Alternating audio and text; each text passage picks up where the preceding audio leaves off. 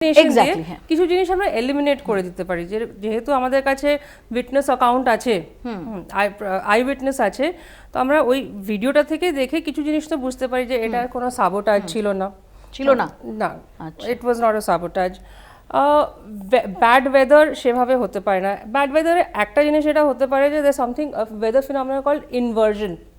আমরা যেরকম দেখি নর্মাল টেম্পারেচার কি হয়, যত মাটি থেকে ওপরে উঠি আমরা তত টেম্পারেচার কম হতে থাকে। তো একটা ওয়েদার ফিনোমেনন হয় যেটাকে বলা হয় ইনভার্সন, যেখানে টেম্পারেচারটা বাড়তে থাকে।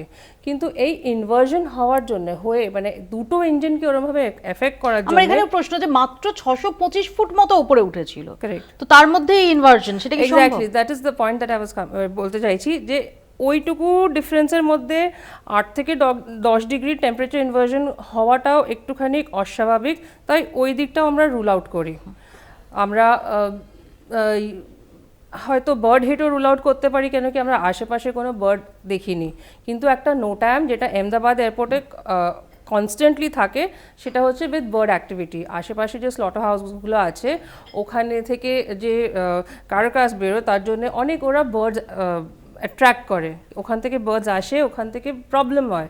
বাট এইখানে আমরা দেখছি যখন আমাদের ভিডিওটা, ওখানে আমরা কোনো বার্ড অ্যাক্টিভিটি দেখতে পাচ্ছি না, ওইটাও রুল আউট করতে পারি।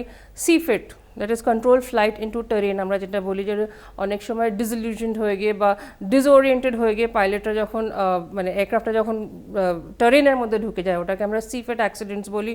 So we can rule that out also.